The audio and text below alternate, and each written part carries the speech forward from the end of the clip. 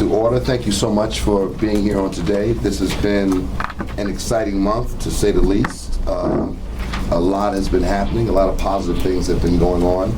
As you know, we still do not have a chair appointed by the mayor, and so we have formed an executive committee. The board has formed an executive committee made up of David Liston, Jules Martin, and myself.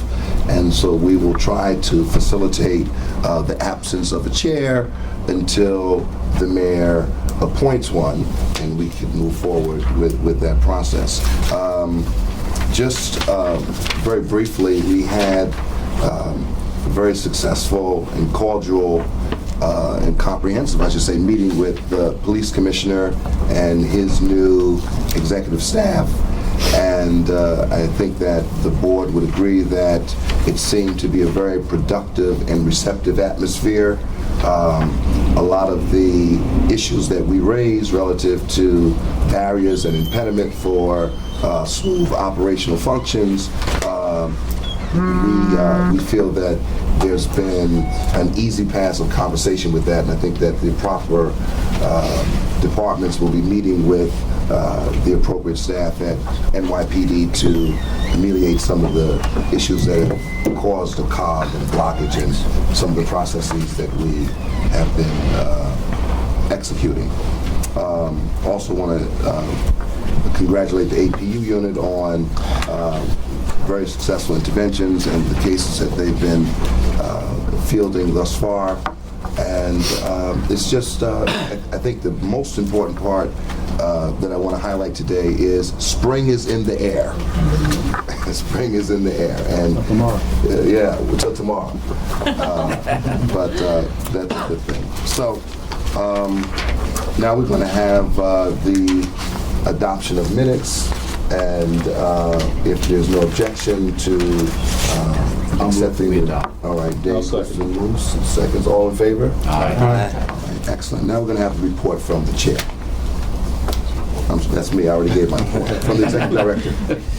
Thank you so much, Bishop, and I have to thank the board for doing an excellent job at the police commissioner meeting. It was very productive, and we've already seen significant communications between the NYPD and the agency to move forward on some of the issues that were presented. So I think that the board deserves a lot of credit for really presenting issues in a strong but reasonable manner. The CCRB received 440 complaints in February of 2014. This is 170 more complaints than it received in 2013, when at that time we'd only received 270 complaints. From January to February of this year, the CCRB received 903 complaints in total. That's 447 more complaints than we received for the 2 months of 2013, when the CCRB received 456 complaints. While this is a 98% increase for these months, it's important to note that once again, last year we still were not as fully operational as we should be because of Hurricane Sandy.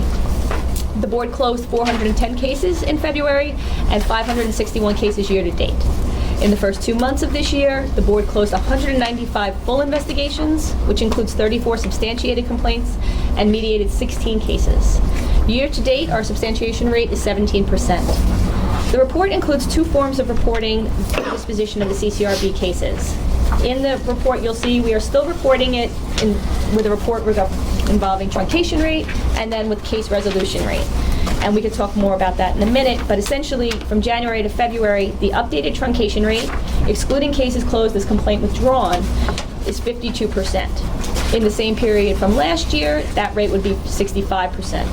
And from January to February of this year, the case resolution rate was 38%, while in 2013 it was 23%. Of cases closed as complaint withdrawn, the year-to-date breakdown for the cases closed is as follows, and this is included in your packet.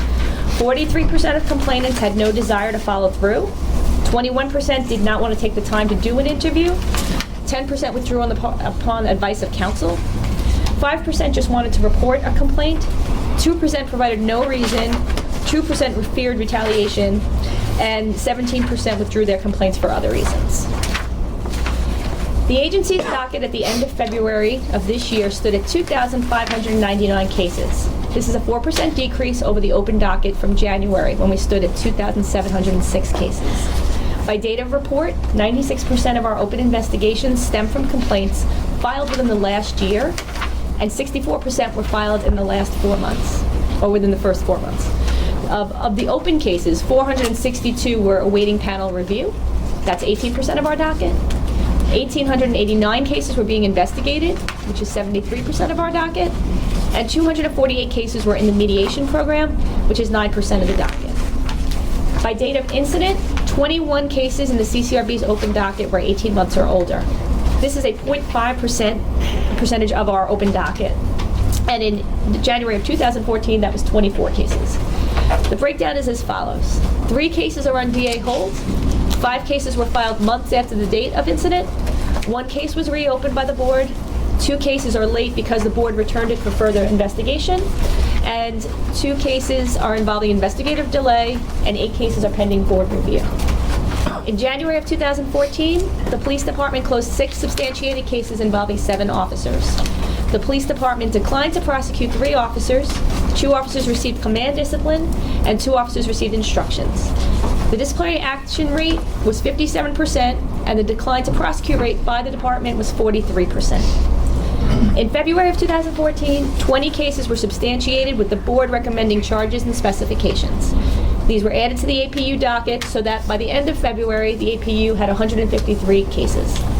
Of these cases, 7 cases have guilty pleas entered and are awaiting approval by the police commissioner. In 1 case, the trial verdict was rendered, but we're awaiting approval from the police commissioner. 3 trials have been completed and are awaiting verdict. 5 trials have commenced but were not completed. 40 trials are scheduled. 14 cases are calendared for appearances, and 60 cases are awaiting their initial court appearance after charges have been filed. In 6 cases, charges have been filed, and 17 cases are awaiting the filing of charges. In terms of requests from the board from the last meeting, a couple of things I would ask the board to consider and potentially vote on. 1, back in November, we had an operations meeting where the board decided to have an investigations committee. The investigations committee has been chaired by Dan Gittner, and various board members are on it, but there was never a full board vote to create this committee. So, and we weren't, at that time, we didn't have minutes taken of that operations meeting. So, in the interest of clarity, could the board vote to formally create the investigations committee, moving to second? Let me ask you a question, if I may. What does the investigations, and I'm sorry, I zoned out for a minute. What does the investigations committee do that's separate from what the APU committee does? Dan, do you want to- We work with Dennis specifically and talk about how to make things more efficient, how to make the investigations more fulsome, and ensure that we get to the right result faster, frankly. So I think it's sort of like, if you think of like Law and Order, we're the investigations part, and then the APU is the A part.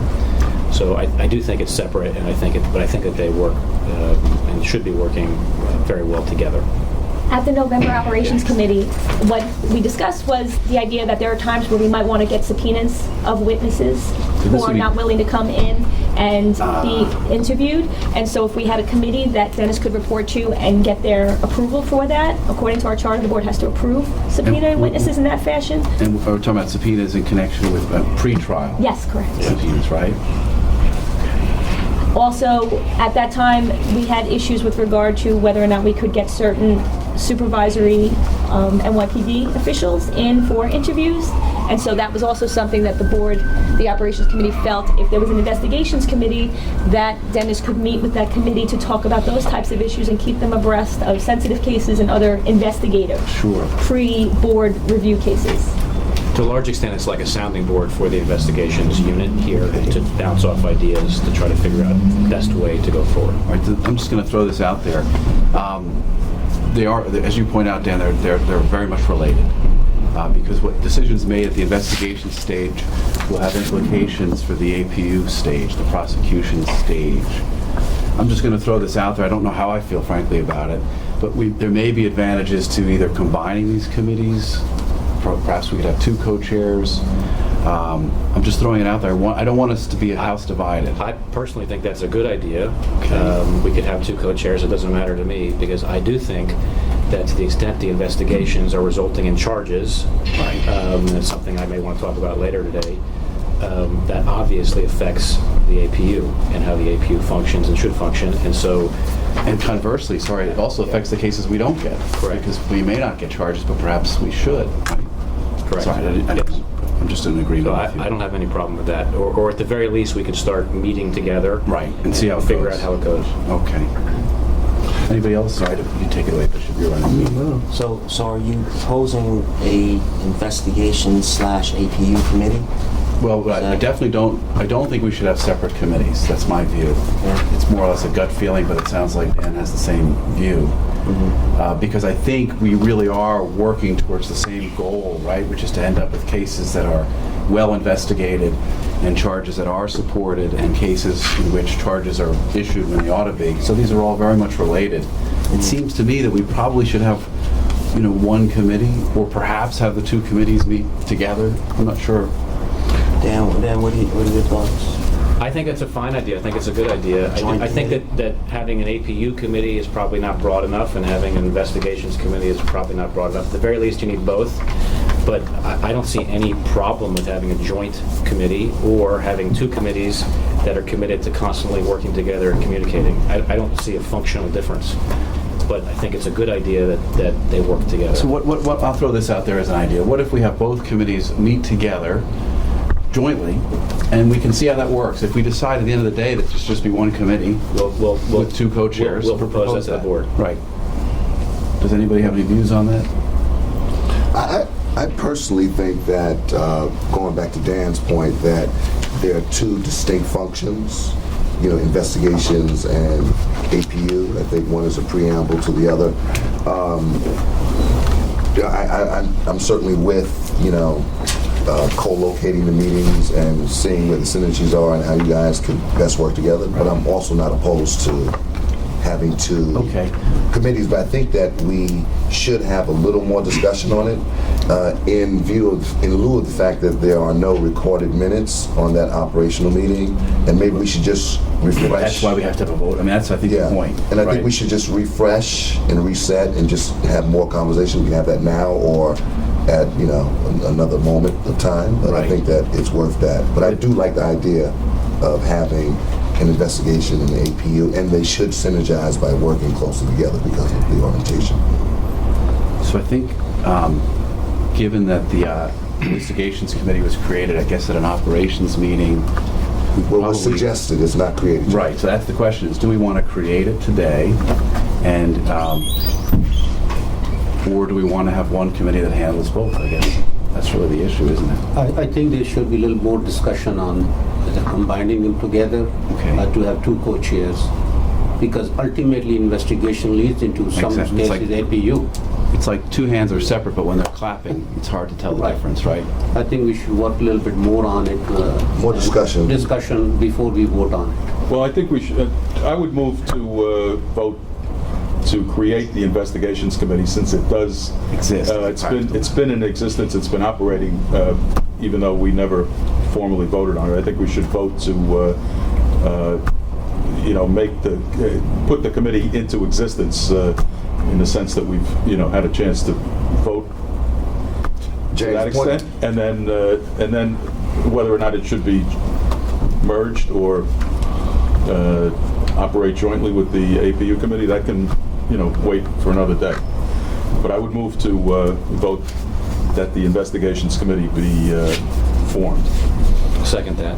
Well, before you second that, my only concern is I'm not sure where I come out on the delegating the subpoena authority. I know we talked about it, but I'd want to make sure that we have something that's concretely in place and that everybody agrees upon it. My view on the subpoena authority is that the board as a whole has to vote. So the investigations committee does not substitute its judgment for the board. It simply serves as a sounding board for the investigations unit, who then can come to the committee to say, do you think this would be a good idea, and help the investigations unit present it to the board in a timely fashion. But my view, I think that the charter or the rules, one of those documents is pretty clear that the board has to vote as a whole on the subpoena. So I don't want anybody to think that the Okay. committee substitutes its judgment for the board's judgment on that issue. Okay. Just to be clear. So I think we're on the same page on that.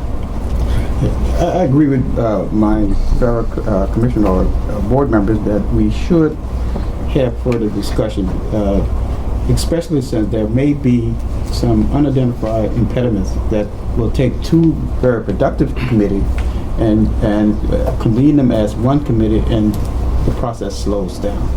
So we should talk about it a little bit more before we make a final decision, and just to be cautious, to make sure that we cover all bases, to make sure that we are not creating a really large committee that's going to not work as efficiently as the two separate committees. So I think where we're heading towards is we all want to acknowledge we already have effectively created this committee. Well, I guess that's what's in question. I wanted to ask that, did we actually create it? I mean, Well, we have not or as is a it just board. like in conceptually created? I know I've made reports on behalf of the investigation committee, whether it exists or not. So either, I mean, as from a functional point of view, it exists. We've had discussions, we've had meetings, we've made reports. Whether or not there was actually a formal vote at the right time, frankly, I don't know or remember. But it's been essentially functioning, and I think the question is, should it be formalized now, and then I can work with Dave, and we can figure out whether or not, from our point of view, Right. in the trenches, we think it makes sense to combine them, and then to Jules' point of view, have the board discuss it and make their own decision, or should they continue separately, or I suppose the board can also vote later on to dissolve one or both committees. And let me say this, if I may. I don't know how we do it, but on other boards I've been on, typically the chair can create a committee. I don't know if we do it differently here. But I don't even know if we necessarily need a full board vote on this. But in any event, whether we do or we don't, it sounds like we have effectively an investigations committee. It sounds like we ought to have one. And the only question is, to what extent should it work with the APU committee? Why don't we just officially bless this? I will tell you that in the minutes of the November meeting, the chairman at the time, Dan Chu, referenced the fact that there was a vote in the operations committee meeting to create an investigations committee. So it was the operations committee that voted on that at the time. It was never formalized into a full board vote, although on that day, most of the board was not all of the board, but most of the board was at the operations committee, and it kind of morphed into a full board session. So just for the sake of clarity, that's the only reason why we brought this up today, just to formally adopt what was done at the operations committee. And that was that's reflected in the November board minutes? Yes. Okay.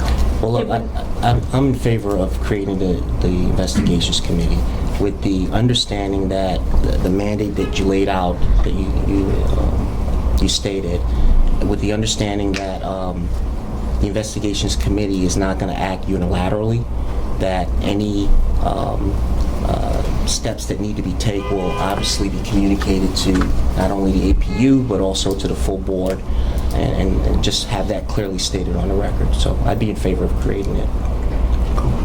All right, so it sounds like then we're moving in the direction of creating officially the investigations unit with the proviso that it would not move unilaterally nor usurp the decision power of the board as it relates to, I guess, specifically subpoenas and any other sensitive issues like that. So if someone wants to make a motion.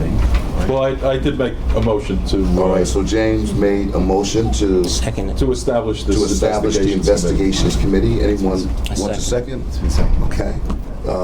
All in favor? Contrary-wise? All right, so carried. So now we have an official investigative committee. Thank you, Bishop.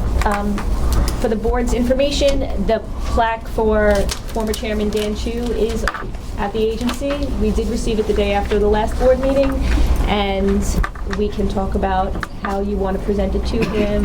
If the board can talk about that at their convenience, but we do have it, and I think it would be it's a really, I have to thank Marcos and Brian for working so hard on putting that together on Since behalf of the board. since we're webcammed, it would be nice just to hold it up and maybe he can see it.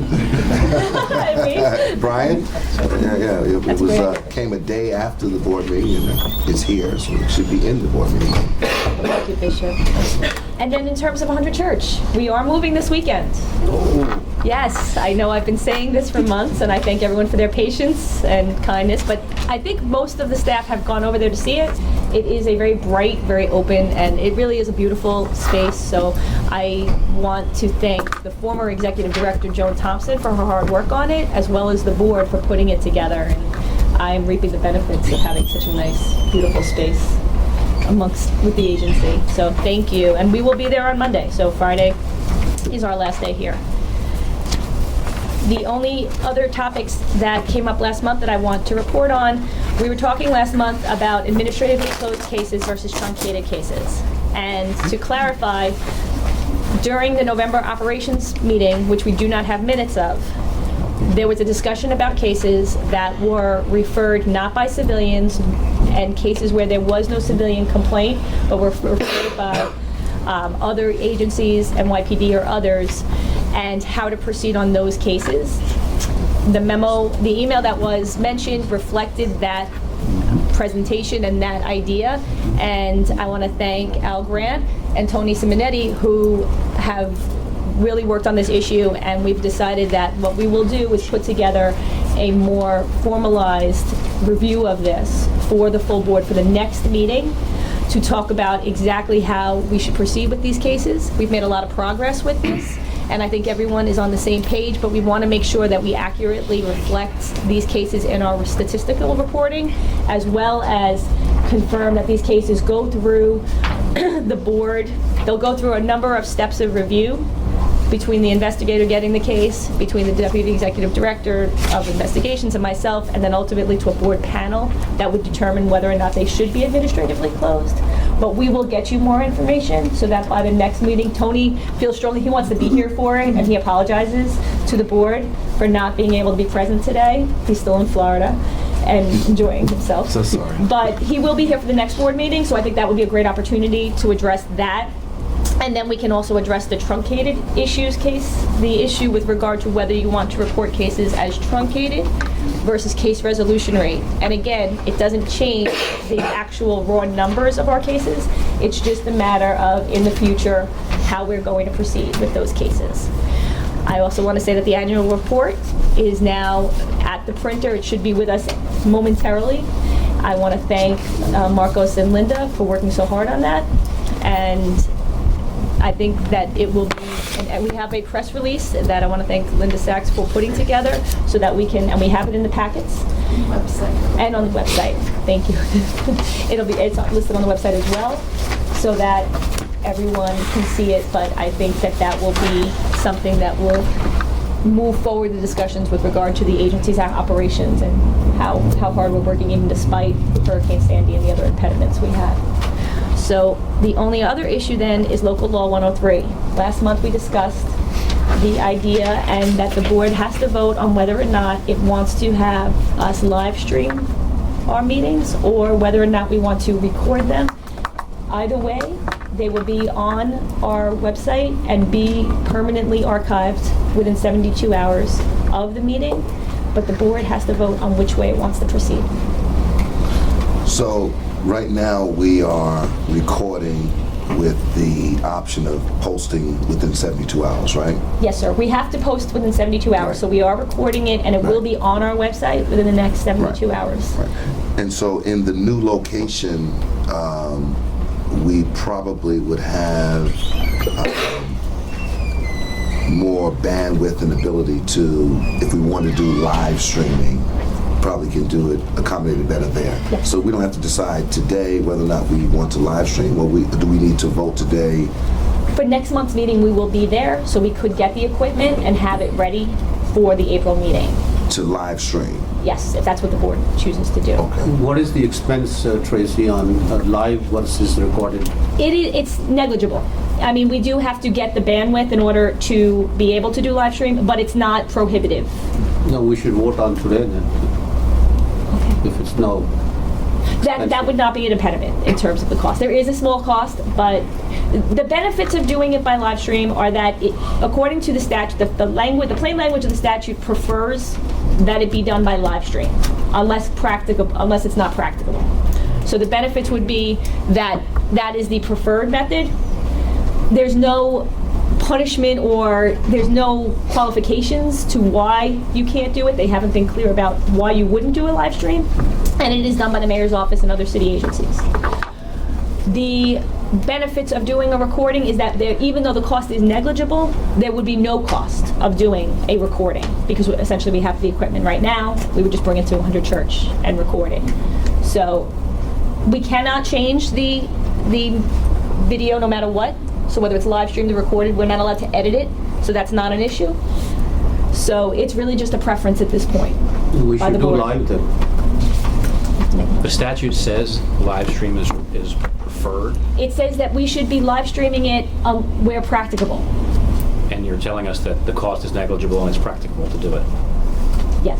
So do we really have to vote? Isn't this just required by the statute?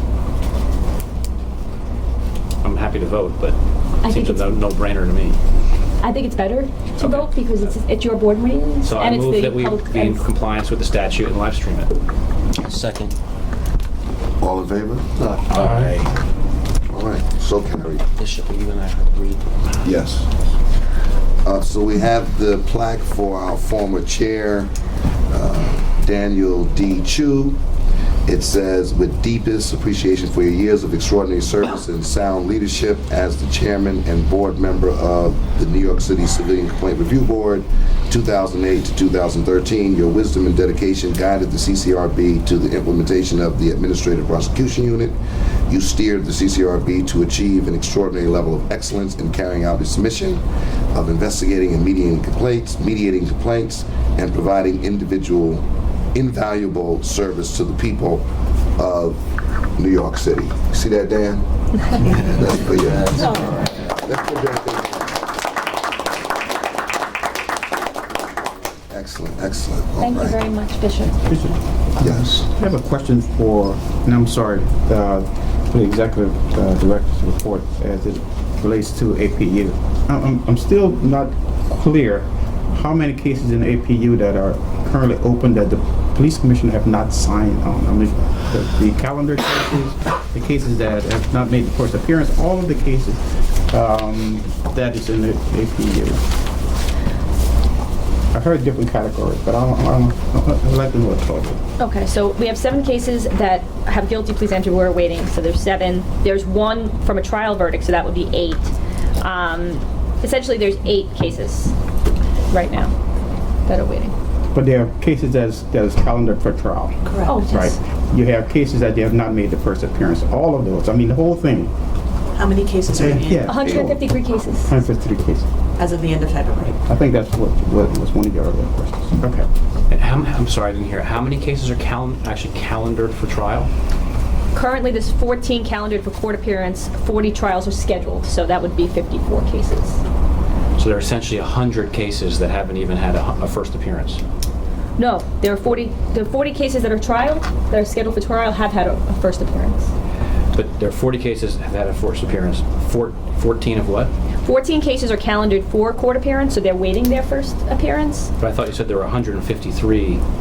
No, there's 60 other cases Oh, that are 60 waiting other cases. initial court appearance after Oh, trials. sorry. So we've got cases that are waiting for first. That's the 60 cases are waiting for their first appearance. Got it. There's 14 more that have gotten the first appearance and are having subsequent appearances. Okay. And then we have 40 trials scheduled on top of that. Can I just ask a sort of follow-up question? Actually, it relates to the report. I don't know, it doesn't have a page number, but it's entitled "Officers Against Whom the CCRB Substantiate Allegations." That page. As I read this, just want to make sure I'm reading it right. The board, it looks like the board substantiated approximately 56 cases in February, or at least against 56 officers. And of that, 50 were recommended charges. Am I reading that right? Where are you? Unfortunately, it's not. There's no page number on it, but it's Which document? it's the Executive Director's Report, it's sort of in the middle. It's called Officers Against Whom the CCRB Substantiated Allegations, February 2014. Is this the individual case number list? Yes. Okay. That's it. Okay. So starting here. So the question is, Well, I just want to make sure I'm reading it right. As I read it, it's saying that we substantiated 56 cases. At least as I tried to count it real quick. Maybe I'm one or two off. It goes on a few pages though, I think. 'Cause I think it's a 3-page report.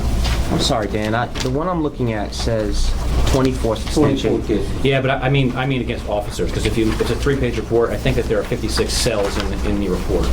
Okay, yes, because some cases will have Some cases have multiple more of one officers. officer. Oh, okay. So, sorry. So sorry. substantiated 56, against 56 different officers, or at least 56 different complaints.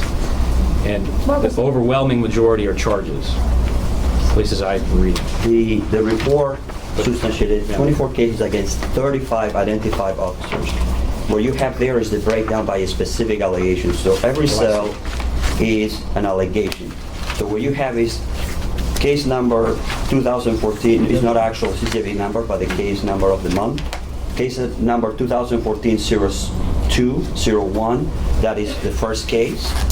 And then officer ID is the first case in the case, 2014-020101. And that is the allegation, an allegation of stuff. And then there are 02 is allegation against another officer, which is an allegation of search, and he also has an allegation of stuff, and he also has an allegation of risk. So the officer ID line tells you, for example, in the first case, Right. there are 3 allegations against one officer whose officer ID ends in 02. Correct. So that's why there are 35 officers, but 56 total cells. 35 officers, 56 allegations against officers. Right. So in this way, the board can see the specific recommendation, penalty recommendation for each allegation, and then also in the case of the police department discipline, the specific penalty of the department on each allegation. The best way to do it is actually on the statistical chart in the disposition by allegations, where we'll give you that information breakdown. Where's that? And it would be CCRB disposition of all allegations and CCRB disposition of cases. So the CCRB disposition of cases, we have a total of 24 substantiated cases in February 2014. And by allegation, you will see then we have 50 allegations that were charges, 3 allegations that were command discipline, and 3 allegations that were instructions, which is an unusual pattern for this particular month, because normally the number of charges is smaller than the number of command that is in this particular report. Well, that was really my question. So thank you, because I was reading it wrong. So, but I am correct that at least for this month, February, we have a substantial number of charges as compared to other recommended courses of action. The answer. It's almost overwhelmingly charges. The answer is yes. The board, for the last 5 years, the charges rate by the board is 66%.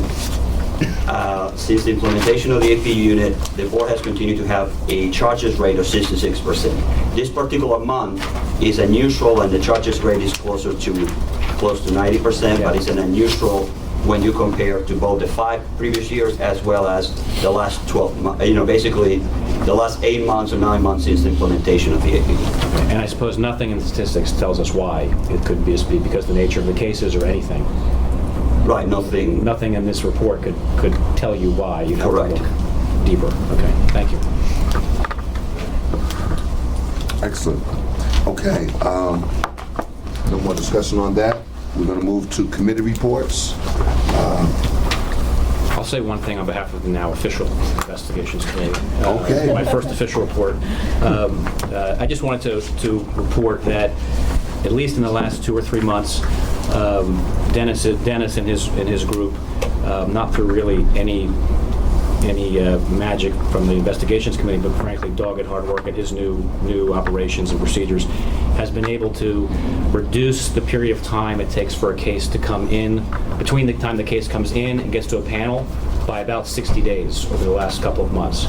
So that's a significant, in my view, bump that should hopefully reduce the number of cases that come up against statute of limitations issues, and in any event, should, to the extent we're dealing with charges, should make the APU's job easier because memories are fresher and they have more time, and I could go on and on, but there's a host of benefits to that, and so I think Dennis has done a wonderful job, and I just wanted that to be recognized during this meeting. Can you tell us how the reduction of time was accomplished? Honestly, I think it's purely his hard Dennis, work. can you give us a... He can do it better than I can. I had numbers run for the first 8 months of last year, and the days to complete was about 335 to get to the 335 days to the investigations committee for the investigations unit to get the case to the board. And then I looked at the last 6 months, and it's been cut by 60 days. It's down to about 275 or 274. So, I mean, I think it was a huge bump after Sandy, where we had delays in cases, but we've really, and me and Tracy, we've been trying to sit down with the teams that are cases that are over 12 months old, and really try and ensure that the cases aren't getting any older, and that we're giving them more guidance at that point so that they're younger. And we've also put a new intake unit into place where the average caseload per investigator has gone down almost 33%. From almost an average of 25 down to 17 in the last 2 months of active cases. So that also gives them a lot more time to go through cases. So it's been a lot of hard work by the teams and the team managers and supervisors. But it's also, like I said, the new intake unit has helped greatly reduce some of their responsibilities with intake, just so that you can concentrate on the cases. So you said that post-Sandy, the time has organically gotten better in terms of resolving and moving cases forward, right?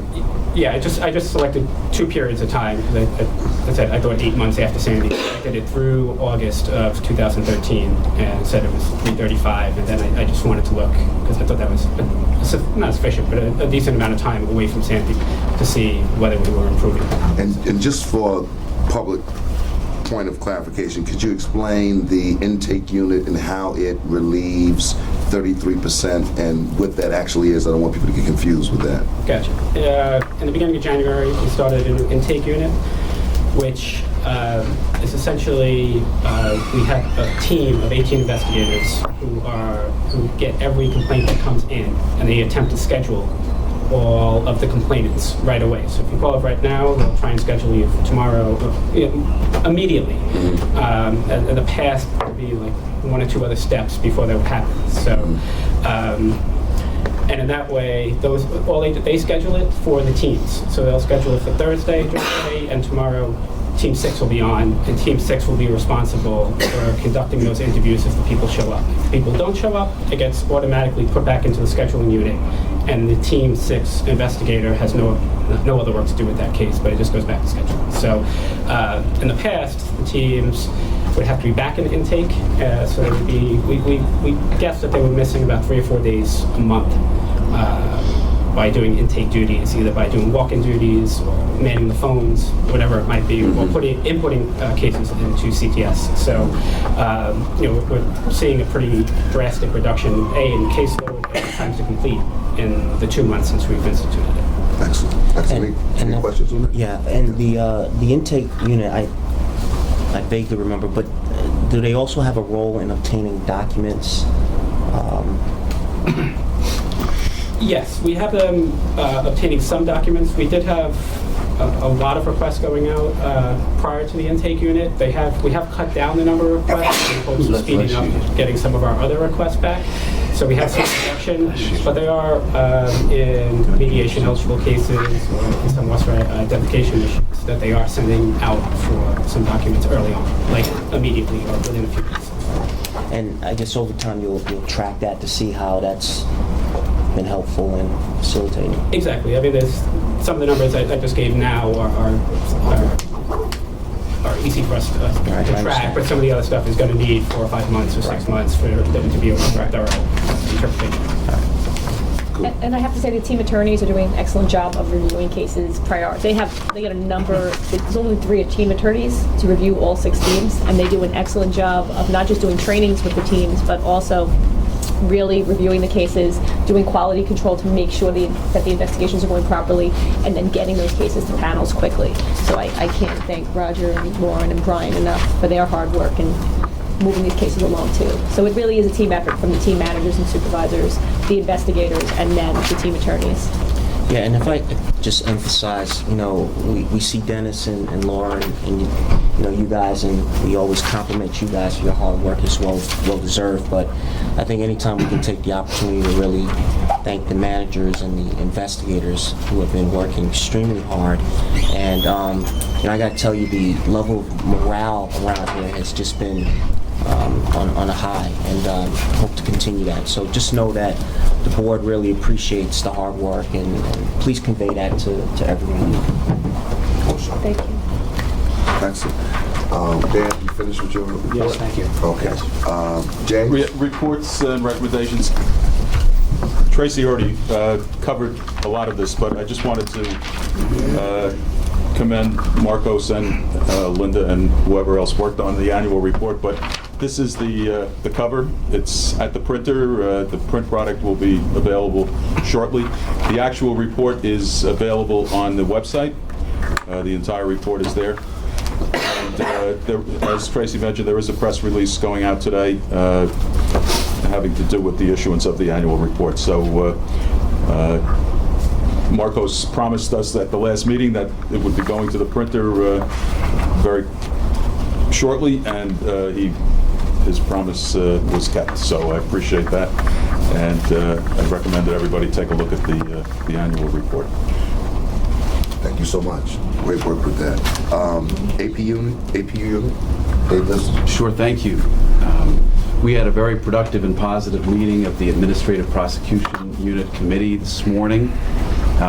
Many of you were there. Just to briefly summarize, we talked about a number of items, but I think perhaps the 2 most interesting and important relate to the use of NOLO pleas, as we call them, and the use of video to permit or to enable a complainant to testify in a case where the complainant happens to be incarcerated.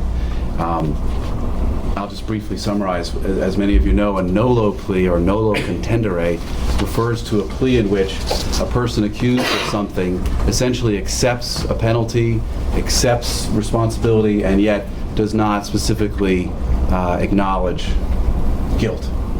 And in some cases, those sorts of pleas can be useful in resolving a case and bringing closure to a case. The person ends up being punished as if they had pled guilty. However, for the record, they have not specifically acknowledged the offense. And there are certain situations in which an officer may be perfectly willing to resolve a case, but has the threat of a civil lawsuit and has the concern that by taking a plea, by under oath acknowledging what was charged, he or she may be put at a very substantial disadvantage in a related civil case. And so there are cases, and not all of them, but there are cases in which our unit is willing to and empowered to agree to a NOLO plea in order to resolve the matter.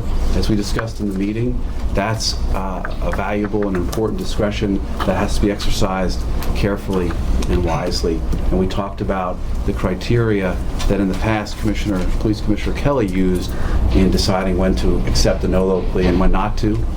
We now have a new police commissioner, and also now we as an APU committee and we with an APU unit have to make those sorts of decisions. We had a very productive conversation about that.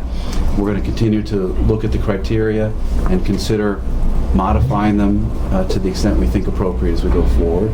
And then finally, we talked about the use of video to enable someone who's incarcerated to testify. We talked about how that can be difficult. It can be difficult to have the person actually appear, and in the past that just didn't seem to happen. Moving forward, we intend to make it possible for people to participate in the cases that they initiated as complainants whenever we can, whether by video or where possible in person. I think that's pretty much a summary of the meeting. Laura, do you want to fill us in on some other details that I'm leaving out or any other points? Sure. I'll just touch briefly on a few other items we discussed. I updated the committee on the status of the APU docket. And in addition, we talked, I gave thanks to Linda Sachs and Lincoln McVeigh for creating on our website a calendar where APU trials are listed. There are 2 weeks worth of trials posted at all times, so that if people want to come and observe a trial, remember the public wants to come, they know when the next trial is coming up. And I also gave thanks to Manager of Community Outreach and Partner Engagement, Carlise Johnson, for suggesting that observation of an APU trial be made a formal part of investigator training. She shared the experiences of her interns who found it a very powerful experience, and I also gave thanks to Executive Director Tracy Catapano-Fox for implementing that. And I believe those are the topics that we covered. Thank you. Great, thank you. Thanks for all the work you're doing. Thanks to John Darsh as well and your whole team. We're very grateful. Mr. Chair, also in the morning discussion of the APU, we were also discussing about the getting in touch with the panel or getting in touch with the chair of the APU or with ED regarding emergency situation. Right. Are we going to mention that? Well, I'm glad you brought that up. The other, when it comes to NOLO pleas, because it's such an important balancing, right? On the one hand, we want to resolve cases, bring closure, then be able to focus our resources on other matters. But on the other hand, sometimes for the complainant, the most important thing is not the penalty, but it's the fact that the officer in court, under oath, with someone typing it down and recording it, acknowledged what they did wrong. And so we need to balance those competing concerns. And because it's such an important decision, we talked in the committee about wanting to be sure that the board had input into that decision-making process, while at the same time not hampering the process. These decisions sometimes have to be made very quickly. So at least for now, what we've proposed as a committee is that the APU, Laura, would contact both the executive director, Tracy, and me to let us know, hey, in this particular case, we propose to agree to a NOLO plea. And we're going to go forward under that basis. There may be cases where either the executive director or me say, hey, you know what, this is a tough call. We really should get the panel involved. And if time permits, we'll do so. On the other hand, when time doesn't permit, or it's a perfectly simple decision, we'll do our best to exercise our judgment. That's at least how we're going to do it for now. We may revisit that process as we move forward. I think that's a fair summary, I hope. I just want to thank the board for being so receptive. We often will contact board members and panel members ad hoc on an emergency basis, and you are always so generous with your time and receptive to meeting with us when we have cases that are close to the SOL. We set up emergency panels, and every one of you has always been more than happy to meet with us, talk to us, get involved in these cases, and so I just can't thank you enough for really working so well with us and working with us to get us quick answers when we need it. Even though you have all very busy schedules and lives going on, you've been wonderful about being receptive to us, so thank you. I'm sorry, Commissioner Liston, I spaced out for a second. Are you saying that that is the proposal that you will recommend at some point, or is that how it's taking place now? Where I guess what's been happening to date is that Laura contacts the executive director, correct me if I'm wrong, and says, you know, in this particular matter, we'd like to agree to a NOLO plea. And she gets approval from our executive director. That's fine. The committee's view was that because it's such an important decision, it would be helpful to have the board involved in that decision making. And at a minimum, and for now, what we proposed was to have the APU chair, myself, be a part of that conversation. That's at least what we propose. I'd like to suggest we revisit that at a future meeting, but I think for now it's at least a way forward. Right, yeah, I mean... We could in theory, by the way, sorry to interrupt you, we could in theory pull together the panel, and we did talk about that in the committee. It turns out these NOLO pleas are not completely unusual. They happen fairly regularly, and they tend to happen, if you can imagine what, I used to be a prosecutor, I think you were as well. Someone suddenly is ready to take a NOLO, and you have to make a quick decision. So we want to make sure the board is represented and involved, but we also want to make sure this is a fluid process. And we think for now, this may be the way forward, but for now, we just want to try it. No, I agree, and I agreed with what you said before about the potential impact on the complainants, right? Wanting that's a big part of it. Sure is. Police officer accepting responsibility. I guess for me, what I think we should not wait on is having a set of criteria put together just for the way that you're proceeding now, so that it's very clear to the public how you're proceeding on these in these matters, and ultimately we will revisit it and vote on it fully. But I think you shouldn't waste any time on getting those criteria in place if they're not already. I'm sorry. We agree. I think everyone that issue came up as well in the committee. We spoke about the fact that for now we've been looking to guidelines that were prepared by not this commissioner but a prior commissioner, Commissioner Kelly. But now we have our own APU unit, so we really should have our own criteria. They may very well look the same as the ones before, but they should be our own, and we should be ready to change them as we see fit. And that's exactly what we'll do. And is the plan ultimately to, I guess, share the criteria with the PD for their comment, or is it we're just going to have our criteria in place and so be it? We could put a proposed criteria together for the board to review, and then if you're comfortable with it, we could then, if the board wants us to, submit it to DAO for their review so that they understand how we're handling our cases in comparison. That's something. Ultimately, it's our criteria, so ultimately I think it's our board who has to bless it or modify it. Right. But as with everything else, it's always nice to have input. Right. So as part of the process, I suppose we could run it by someone at the PD and see what they think. Right. I'm just thinking, ultimately, PD imposes the ultimate penalty, and I don't want us to be sort of hit at the end, but not really thinking it through. Right. So I'm not saying it's the right thing to do, but let's at least put that on the table to It's always good to have discuss. input. Yeah. All right. For sure.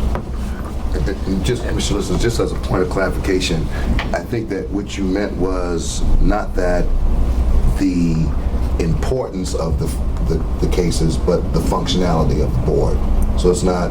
So now it's going to the executive director, and you're saying that because of the importance of it. I don't think you meant that. What you meant was because of the function, and the function is that we as board members need to look at these cases and adjudicate accordingly. So I think it's not that it's too important for the ED. It's just the function. This is one of. And plus, I think Right. Bishop's 100% right, in terms of the board made a certain recommendation for a reason. If you substantiated with charges and we're expecting a guilty plea to be taken, then it makes sense for us to have the board's input through Commissioner Liston on whether or not, based upon a variety of circumstances and factors we can put together, whether or not a no-low plea would make sense. So I thank you, Bishop. To be clear, I didn't mean to suggest that important decisions come to us and unimportant ones. No. I know you did. That's why. As a point of clarification, I know what you meant. I know what you meant. I'm glad. I think what I meant simply was that it's important for us to have a role in that decision. It's our function. Absolutely. It's our And we want function. we want to fulfill the mission that the board is seeking for us to do. So it's great to collaborate together on these things. So I think it'll be a good idea as well that the panel should also be informed what has taken place, because the panel is the one that makes the decision about the substantiation or charges, whatever. So I think when case is done by Laura, that we should at least be informed as a panel That's if great. that case belonged to that panel. Okay, that's great. We can put together a form and send it to the panel. And just, Dr. Khalid, are you suggesting for all APU cases that whatever the resolution of the cases, the panel should be notified, or just in cases involving a no-low plea? A no plea, Okay.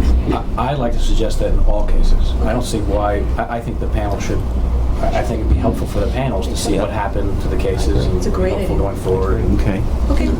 Assuming it's not a tremendous burden, which I don't think it should be. Not at all. To report to the full board that the matters. We can do that, absolutely. Yeah, I think that to make it easier, I mean, since APU is a new unit and it's a very exciting time right now, we'll open it up to the full board. Everyone should have access to how cases were adjudicated in the trial room. That's a great idea. Excellent. Good. I have a question about the APU calendar. I've actually looked at the calendar online, and I think the information is very clear, except that unless I'm misreading it, I haven't noticed, it lists the location, but I haven't noticed if it lists the time of the trial, so just take a look at that. Because I'm interested in actually attending a trial this month, so I wanted to know when I should actually arrive. Yes, I will be happy to review that and make sure that that's posted as well. Sometimes it's very difficult because of the resources available to PD to predict when they're going to start. That's part of the issue. We can certainly give you the earliest time it can start. So, for example, because there are only 2 trial rooms at police headquarters, on a day when there are other court appearances, the trial may not start until the court calendar is finished. So I wouldn't be able to tell you exactly what time it would start, but I could tell you the earliest it would start. I see. And I mean, if that's the case, I mean, I would also, I mean, I guess you'll have to think through, you know, whether you should be listing a time or at least listing a way for people to find out when they should show up, because I don't notice that also in the calendar. But other than that, I think it's great that it's there and that you're, you know, considering making it part of training for investigators. All right. Okay, great. So I guess yes, mediation committee. Jules? Next month. Next month. Okay. Outreach. I'm going to ask Brian if you would just give us a brief update on outreach. Outreach has been becoming a very robust program. We have scheduled 30 events for the month of March. We have another 28 events scheduled for the month of April. We've also diversified the organizations to which we do outreach. We have religious organizations, academic institutions, and also senior centers, as well as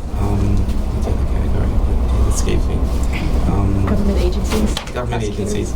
So thanks to the group of interns we have, they've been doing an excellent job pitching outreach and the agency's mission to these organizations, some of which have not heard about the CCRB, but once we communicate the message of the agency and the mission of the agency to them, they're more than happy to invite us in to do presentations. So I want to commend them as well, and Carmate Allison, who is really spearheading that effort as well, and doing the majority of these outreaches that are conducted each month.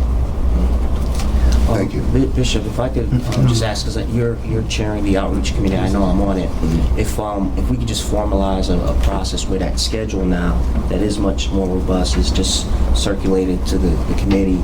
I know there've been times where you've given it to me and I've tried to see if I can fit it in my schedule, but just so we have like a formalized process in place so that if we are able to attend those events, we can just sort of show up. I'll be glad to circulate that, but I should know that it's also available on the website, which Linda Sachs repeatedly Updating, and publish it as well. Thank you so much. Any other committee reports? No? Old business? Any new business? If I may, I just want to very briefly commend Bishop Taylor and our Executive Director, Tracy, for what I thought was such a productive meeting with the police commissioner. And I also thought it was very helpful we met with the senior staff beforehand, and they gave us very valuable input. And as a result of that input, we had a very productive meeting. But I particularly wanted to thank you, Bishop Taylor and Tracy, for your leadership and for a very productive meeting. Thank you. Excellent. Any more new business? No? All right, so we're moving now to public comment. And we have first speaker, Mr. John Brown. How you doing? Great. I just want to say, Happy New Year to everybody. I haven't been down here in about 3 months, but I just want to say, my wife didn't want to come down. The outreach situation and stuff that I've heard about needs to be taken uptown. You got to go to the Bronx because they have no idea of what goes on down here. The questions that I get are, you've been through the process. By the way, the case was settled with my son with the city of New York. Y'all sent me a letter last week saying that the case was closed. I got the letter last week. The case was closed. Y'all didn't find anything, but the city found enough to give him almost $100,000. What gets me is that y'all could not find nothing wrong. My son was an explorer with the police department. Like I said, first of all, the case was closed right after Sandy the first time. Right after Sandy. There was a month that went by after Sandy where no one could get in touch with anyone from the CCRB. And I understand that. But to get a closing letter at that time was like, I can't reach you, but you can send me a closing letter. That was wrong. I've been waiting for Dennis McCormick to call me. It's been like 3 years. But he promised me, I'm gonna call you up. We're gonna get to the bottom of this investigation because I'm the supervisor of investigation. He never called me. I'm just refreshing your memory. Identification. Dean Meminger interviewed me and my son. The identification now is such that y'all went to the extent to say, we got computers now that can do computer imaging. What do you need a computer image for if you take the pictures of the police officers that are working undercover? Why do we need to speculate about how somebody looks when you could take a picture of them and know how they look?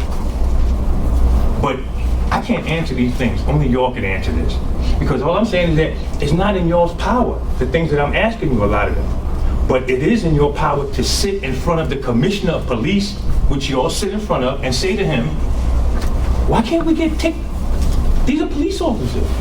They are supposed to protect us. Why can't we have pictures of undercover officers in case they're picked out and an incident happened? Mind you, there was 2 officers on my son's arrest. The officer that arrested him and another officer. My son has never seen a picture of the 2 officers. He's never seen a picture of neither one of the 2 officers that arrested him. When they did show pictures, which we don't even know now if they were the officers because he said he had red beard and long hair. The pictures that y'all showed him were pictures of officers, like how they look when they come out of the academy, clean cut, all of them, Caucasian. You picked them out. I mean, that's so tainted. The identification is so tainted, it's ridiculous. In a court of law, it would never stand up where you could, if I slapped the police officer outside, they would never show a picture of me in high school. They would show a picture of me the way I look now. But you brought my son in 18 months, 14 months after this happened and showed him a photo array of officers with no facial hair, and he told you on every occasion the officers had a red beard. You can't make this right. You can't make this right to me. My wife is in tears because she don't even want to come down. Because how can you make this right in this day and age where we take pictures of everything, screaming things, you want to stream things online and all this other stuff? How come you don't got pictures of, or it's not like I said in your power, but wouldn't it be more accurate so it would eliminate a whole lot of mistakes if you got pictures of the undercover officers? I mean, people say all of these things about how it could affect them personally. Well, my son has been affected personally. My son wanted to be a police officer. He doesn't want to do that no more. And by the way, last week, I got another letter from y'all saying the case is closed. That it's unfounded. There's only 2 officers there. The one who had my son and the one who arrested and arrested another kid that was there. But we never seen pictures of the 2 officers, not yet. And the case has been closed. And if the city of New York can give my black son $100,000, y'all can't find me. The officers did nothing wrong. Something's wrong with this picture. Something's wrong. Tell me, y'all tell me, something is wrong. I mean, I started off in this in 2011. In 2011, I came down here thinking that we could get justice. All I've been given is promises, man. Every time I ask the question of the CCRB, I would get a form letter back. The letter is the one that y'all give the complaint.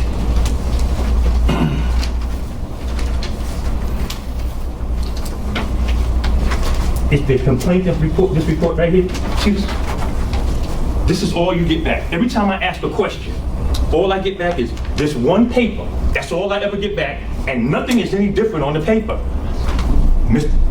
Mr. Dow, who was y'all's attorney at one time, I got into him. Mr. Dow, what do I need in order to find out what these police officers said when they brought my son to the car, and my son his face was ripped up. His face was ripped. When you brought him to the car, what did those police officers say? How did he get like that? I can't get an honest answer. Now, and you want the public to think or to have confidence in you?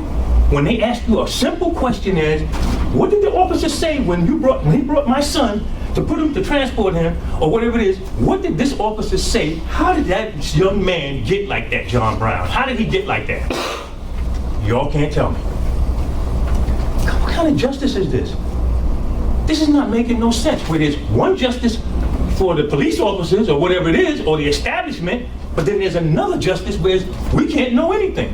Now, when it comes to the investigation, what investigation? We're not included in the investigation. No one ever came to me. So even whenever I came down here and had the case reopened, I had one investigator. She went over the same thing again. I have never spoken to her again since then. Never spoken to her again. Never. I mean, this is an embarrassment, man. From the beginning to the end.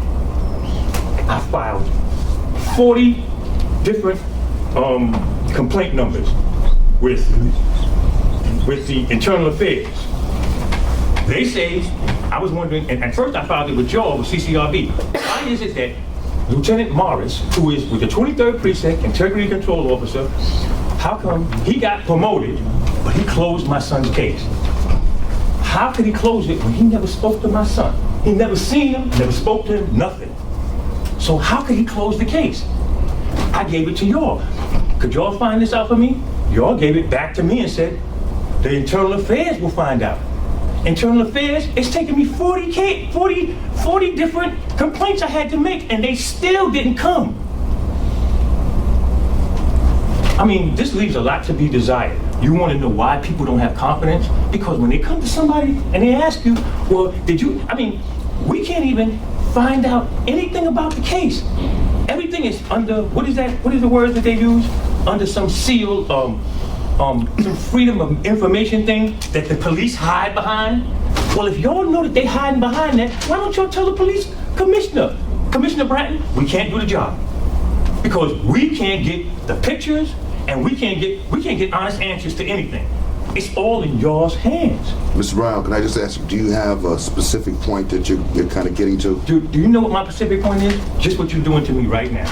It never comes out. I can't never get it out because you're telling me what the specific point is. All the things that I said, the identification, you don't let the public do anything toward knowing about the case. We can't contribute anything. Once we give you tell you what happened or whatever it is, that's it.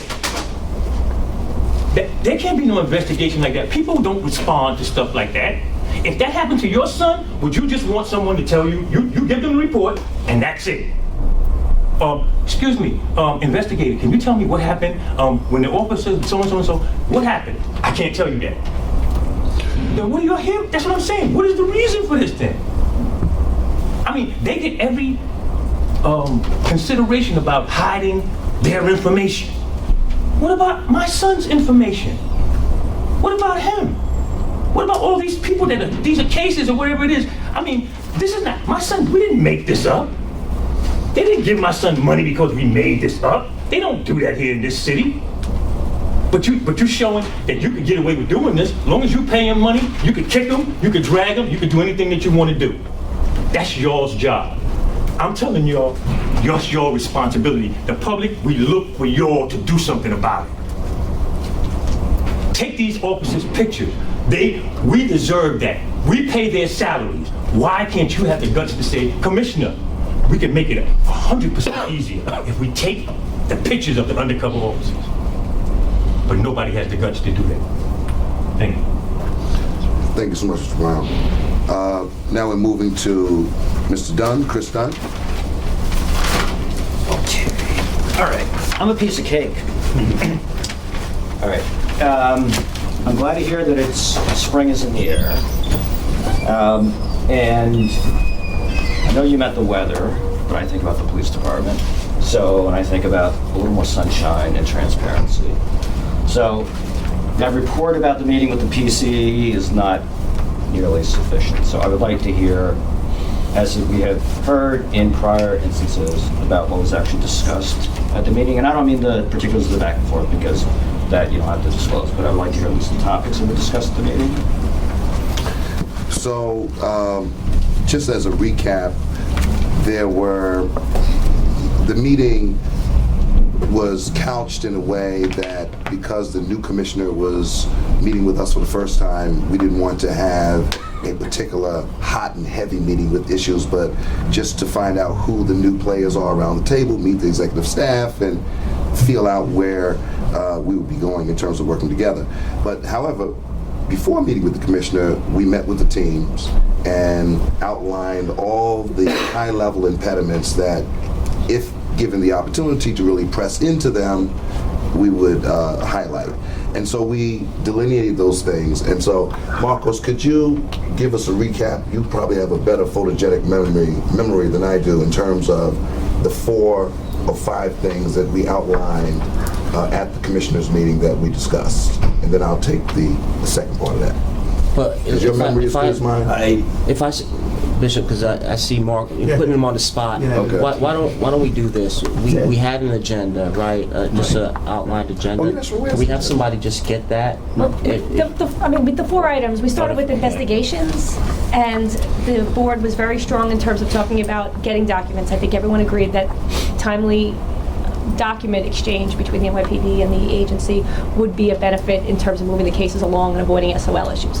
So everyone agreed to that that's something we need to work towards. The next topic Bishop presented to the board was mediation, in terms of meeting more with the new Deputy Commissioner, Susan Herman, to talk about how community policing and mediation can work together to encourage both civilians and officers to pursue mediation. So we agreed to that. The third topic was APU. We talked about how APU and DAO can work together as 2 groups moving forward with prosecutions, and there was a very robust discussion about the ways we could do that. And then in the end, the idea was presented by Bishop and the board to have more meetings, to meet at least twice a year with the commissioner or with his staff. Bishop set up a great proposal to set up maybe subcommittee type of meetings where senior staff and executives from the agency along with board members would meet with the police commissioner's staff regularly throughout the year to apprise each other of actions that are going on, but then also to move forward with some of these items that came up before. And also, too, with the mediation, well, with all of these points, the one thing that we wanted to walk away with the commissioner was a point person from his executive staff that would move each one of these issues with the appropriate staff at the CCRB. And so rather than whacking the weeds there, just give us a commitment for a follow-up meeting and keep those meetings consistent. And so that's what we're trying to hold the department to. In terms of mediation, which is a real powerful tool, and trying to figure out why more officers are not really taking advantage of it. And so we talked about looking at the processes in mediation and maybe even considering renaming it. And Susan Herman, who worked on the original mediation proposal for this agency years back, is willing to work with us to make it more appealing for officers and marketable in that way. So I think that the overall, and please forgive me for not having the agenda, that's why I ran a blank here, and thank you, Tracy, for having the photogenic memory. And Marcos, I'm sorry for putting you on the spot. You normally have this in your mind. So I think that this meeting was, I think, the years that I've been going to the police commissioners meeting, we've had productive meetings, but this meeting was just more granular, more comprehensive, and more communicative and results oriented. I just felt it was more, it wasn't smoke and mirrors, it was like, okay, let's get it done, where we tried to move on to other agendas, not to press it and be heavy on it. The commissioner, pulled back and said, no, let's stay here for a minute and talk about it. So I think that was a very optimistic light for that meeting. Okay. I appreciate that. Basically, it was a meet and greet meeting there to get to know. Well, it's always easy to be friendly at meet and greets. It was much more than a meet. We'll see how they feel when it's meet and demand, but. This was a little bit of both. Okay. And you mentioned the commissioner's executive staff. Who was the executive staff who was there on their side? So we had Susan Herman, Chief Banks, Kevin Ward, First Deputy Raphael Pinheiro, First Deputy Ralph Pinheiro. The head of and IAB was there, Chief Julie President. Schwartz, Deputy. Julie Schwartz. Kevin Ward. That's it, Kevin. Inspector Luciani, who's the Luciani. commanding officer of GAO. Chief Resnick. Chief President. Chief Resnick, the new Okay. IAB. Okay, that's an impressive group. Terrific. Okay, and who from the board went? Everyone. The entire board was there. Well, I was, Except for, Tony was not there because he's in Florida. Right. Senior staff. Jeanette Right. Cortez Gomez is 7 months pregnant, and because it was a snow day and she had the flu, she had a confluence of things that prevented the her. board was well represented. And I was out of town for the record. And we had a lot of senior staff there as well. Great. Okay, that It's a sounds full great. table. Okay, it's very encouraging. I hope that your notion about ongoing scheduled meetings with them comes to fruition. Not that everyone wants to have more meetings in their lives, they don't, but that's an institution that you guys need to have some face time with, and that's terrific. Okay, I appreciate that. In terms of the report, the monthly report, and this relates to the APU business and the investigations issue. There are a couple things about the report that stood out. First, there continue to be a lot of 18-plus month cases. By my count, there are 9 cases where it is clearly the agency's responsibility, either the board or investigations, where there's a blown statute of limitations. And I just think that has to be a top priority for everybody to turn that number into 0. People file late, that's a different issue. These are all things that are filed promptly. You just can't have those. I don't understand why there continue to be so few cases coming back from the department. There were 6 cases, 7 officers last month. We've talked about this in prior months, and maybe I missed it, but I keep raising this issue. You're basically getting no cases back from them, and I understand that a bunch of cases are going to the APU now. Maybe that affects the reporting coming back from them, but there's enough of a lag in this entire process. You should be getting more cases, I think, but I just raised that again. And then I do want to talk about the time for investigations. And Dan, you were commenting on, and Dennis mentioned this, about being able to cut the investigation time from 335 days to 270 some odd days, that's great, terrific. For a long time, the average investigation time was about 9 months. So there may have been a Sandy thing, but I think all you're doing at this point is perhaps getting back to where you were. Not that that's unimportant, but put that in some context. The other thing is 9 months for an average time for investigations is just way too long. And that's a long time given the nature of these investigations. And again, that's the average. So, that means you probably get a lot of cases that are much more than 9 months to get that average. And I would just say the idea of having an investigations committee I think is great, because my guess is there are many things in the process that you have no control over or have little control over, that with a new set of eyes, somebody might say, well, why are we losing 60 days here, and why are we losing 90 days there, and why are we losing 17 days there, for things that can be fixed that are no reflection on the effort of the investigators. And I just want to say 9 months is not, in my view, a happy place to be in terms of an average number of these investigations. The annual report, I want to say, it's great that you got it out so quickly. I've complained about that for years. I'm going to say it's great that you got it out so quickly. I wish I had it in my hands, but I'll have it in my hands shortly enough. Since I don't have it in my hands, I would just ask the question, is there anything in there about recommendations or policy issues pertaining to policing by the NYPD? I'm sorry, I zoned out. Say it again. I said, is there anything in there about recommendations or policy issues pertaining to the NYPD? I would say my guess, I shouldn't guess, but my impression is no, but Marcos, maybe you can. Poor Marcos. It's really, I don't know if this is different from previous reports, but it's primarily statistic-based. And in terms of policy recommendations, I don't know that we have any. The purpose of the report is to report on the board activities. As you know, the board during the year has issued some policy recommendations and investment. We have done some analysis, and the idea we have is to continue to do that, but we don't include it part of the report because we have already released it. So for instance, there are discussions about some of our information for stop and freeze. There are some information regarding the housing study that we did and all the findings that are there about substantiations rates and things like that, in which certainly there are some policy issues, but many of those issues are later addressed in the specific reports, like we did last month, in which we released a report on vehicle stop and vehicle searches. So we do that, we talk about vehicle stop and vehicle searches in the annual report, but then we decided to have one separate memo addressing the discrepancies that we see between vehicle stops, in which we have also a search of a person, versus vehicle stops in which we don't have that. So I think the approach is that we can work with the committee, send them in a specific policy recommendations, and the committee can look at them and then continue to work on specific items, rather than waiting to put them all together and aggregate them on the annual report. And speaking of policy, one thing that really hit policy at that meeting was the mediation unit. And Susan Herman talked about really working with us to expand, make it more appealing, maybe even tweak the name a little bit so that it's more accommodating to what we're actually doing.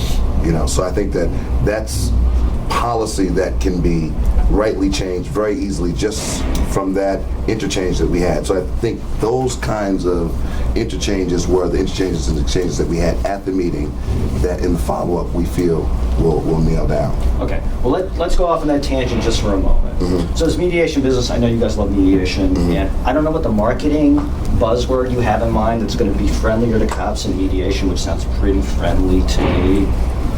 Maybe we will call it the officer promotion and extra overtime program. But my point is I want everyone to understand, we like mediation to a certain extent. But the big downside of mediation is you do not investigate the case. And this relates to the policy issues, because when you investigate cases, you find out about things. We who are litigators, you all know this. When you do discovery, you find out about things. This is no secret. When we sue the police department, one of the big benefits we get, and we do it on occasion, is we find out about things they don't otherwise want to tell people about. So the downside of mediation, and do not lose sight of it, is you end up with a case that is a black box. And that is not helpful when you're trying to figure out what's going on in the police department, what's going on with police misconduct. So to go back to the report and the issue of recommendations and policy issues. And Marcos, I know you're not the one who's making the decision list, so this is not addressed to you. But you've heard me say this many times before. An important part of what you do is not just investigate cases, but to figure out what's behind the cases and try to make recommendations about things behind the cases, so people in the future don't have the experiences that people in the past should not have had.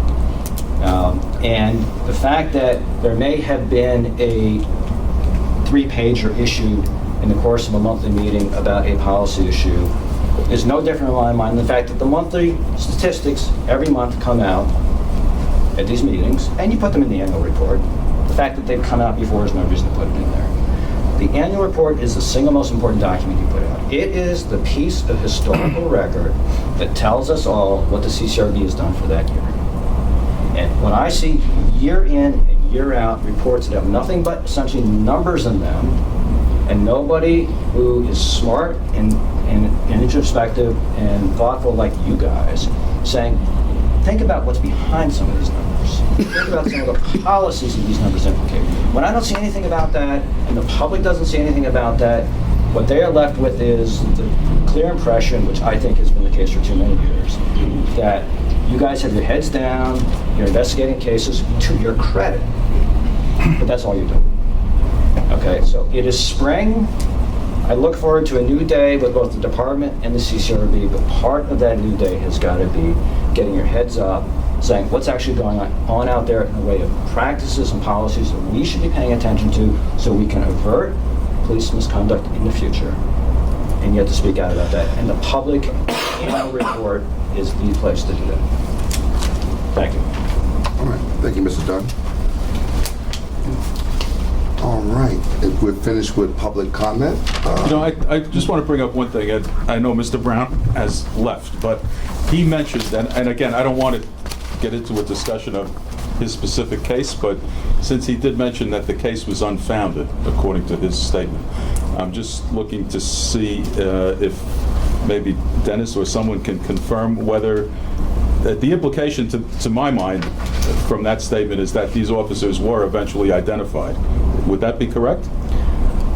I think that there shouldn't be any public comment on the specifics of his case. To me, what Mr. Brown said, what's important about what he said is, to me, is that we as a board should think better about how we communicate with individual complainants. Because clearly we failed. Our investigation may have been fine. I don't know. I wasn't part of it. I'm assuming it was fine.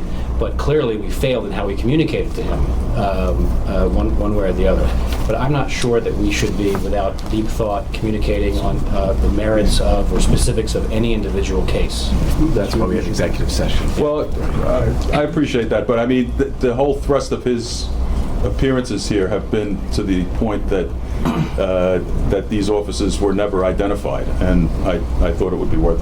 I'll withdraw my question. I think discretion is the better part of valor. But I just. Mr. Donlin, I think that his overarching theme has been, and I've spoken to him, I know Dennis has spoken to him, and other people on staff have spoken to him, including the assigned investigators and the supervisors, is that he's concerned that there are no recent photographs of undercover officers. That I know. That tends to be a lot, not all of what he's talking about. What you're saying is correct too, but I think that today he expressed that thought as well, that NYPD. Well, I don't have any. I wasn't on the panel that decided the case. I don't really have any information except what he said at these public meetings, but we can discuss it in executive session if that's, Commissioner the better way to go. I agree with you, though, that we, and Dan as well, just the way we communicate with the public, we certainly, I'm not sure if we could, from this particular case, extrapolate an opinion on how we actually communicated with him, because obviously this was a very highly sensitive case. He was very agitated and irritated about the process, and there was some extenuating circumstances that made it that way. But we should certainly always try to have a happy and a meaningful communication and resolve with the public, because we serve the public and we're their arm to investigate their concerns. So you're right, we cannot have the public so angry at us. There's clearly a problem with it, regardless of the merits of the case. Right. His son was clearly injured, and everybody in the room can understand how he would feel about that. And to get essentially what he's saying is he got a form letter saying unfounded or whatever it said. Right. That is probably insufficient and is a failure on the system's part. In cases like that where there's a physical injury and it's so emotional, there probably should be a more intimate form of communication, even if the message is an unhappy one. Excellent, yeah. Well, I'm not sure how much of that kind of feeds into the investigations committee. It might have some connection to it, but I think that you're dead on with the way we communicate with the public. Would it be? Let me say this. We don't have a full-blown. In other words, we hear his allegations, and they're very serious, and he seems very sincere. But we haven't heard everybody else's side of the story. The issues he raises are important enough. I wonder if it would make sense for us to create a subcommittee to look at the issues he's raised, perhaps in an executive session, because it deals with a specific case. Yeah, I think that we've done this already. Okay. If you remember, I don't know if we want to go back and we can certainly discuss it. In his case particularly, I know that I went back over it, but other people have gone back, and but of course, if you want to go back into this again, well, I don't want to revisit something we've already visited. Yeah, we've all of us have kind of at different intervals chimed in, because you're right. We all have children. But besides the fact, we serve the public, and if there's an impassionate plea for further investigation, I'm going to respond. We're all going to naturally respond to it. But I think that we've kind of rode that horse, and. But we certainly can revisit it again. Mr. Chair, also the question of identity, I think that's the policy of the police department, that they implement that. I don't know if CCRB perhaps can request a current picture of the police officer, but I don't know if that's our jurisdiction. That probably is the policy of the NYPD. When you talk about undercover officers, you have to think about their safety as well. Absolutely. And it's a uber sensitive issue when you're dealing with those types of identities. So it's not just it's not simple. My question was about Mr. Brown, that he was insisting upon the identity issue, which is a policy by the police department, and I guess CCRB has no power over it. Like you said, the identity of the officers, undercover especially, has to be protected. And you got to remember that there are different levels of undercover, and I don't know, I have to go and refresh my recollection on that particular page. But whenever you talk about undercover, it is an extremely sensitive issue. And pursuant to the board's request, we were able to confirm with the NYPD that they take pictures every couple of years, and it is the ICO's responsibility to ensure that the officers are routinely getting their pictures updated. So the issue that the photos that were shown would be someone who had just come out of the academy and then had been on the job for a number of years. We were able to resolve that was not the way that these cases, that the photographs that we were showing. Was that communicated to Mr. Brown? That It was.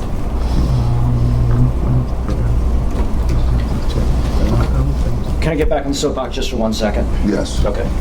I think it is important to look at the communications that go to complainants. I mean, this is something we've talked about in past years. You look at those letters that a complainant gets at the conclusion of a case, and a lawyer getting that would not be pleased with it. A typical complainant is going to be immensely unpleased, and it's actually going to be a difficult time even figuring it out. I realize there are categories and there are definitions, and the lawyers can figure it out. It's not a complainant-friendly letter. The other thing which I forgot to mention, and I will just do quickly, and this will not be a standard feature of my shtick, but, and I met with Tracy about this. There was a memo that went out from a team leader, I don't know, end of January, about the issue of whether or not a frisk done in conjunction with a summons was permissible or not as a matter of law. And it took the position that it was permissible, and therefore it was not misconduct by an officer to conduct a frisk in conjunction with a summons, non-traffic summons, even without any suspicion of the person presenting a danger or having a weapon. This is a pure policy memo. I am told it represented the position of a person in a particular case, got put in their file, and that was it. But when I see something like this is pure policy. This is something the board should be aware of. This is something the board should weigh in on. It is at some level a pure issue of law. There is no discussion of the facts of any case in here. It is a straightforward legal memo. Can cops frisk without suspicion people to whom they give summonses? Tracy has told me that this is something the agency is looking at, and I am just saying it for the public record that I am concerned about this, and I look forward to hearing a public report about what the agency ends up doing on this policy issue. That's a very good point that you raised, and we talked about that in an earlier panel meeting, whether or not a search or a frisk is when a person is receiving a summons the same as a person being in custody. So it's a very gray area. We discussed that this morning, so that did not get buried. That's on the top of our list. Okay, I think that we're ready to adjourn. Thank you so much for a great meeting.